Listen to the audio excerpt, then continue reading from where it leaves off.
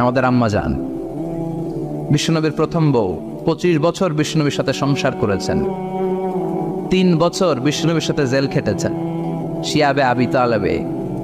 কেমন বউ? জামাইও জেলখানায়, বউ জেলখানায়।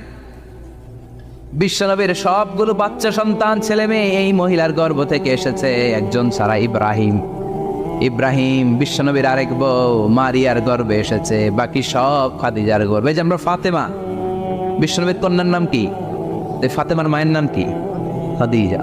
সুবহানাল্লাহ। ফাতেমা, রোকাইয়া, উম্মে কুলসুম, জায়নাব, এই 4 জনের মাই খাদিজা।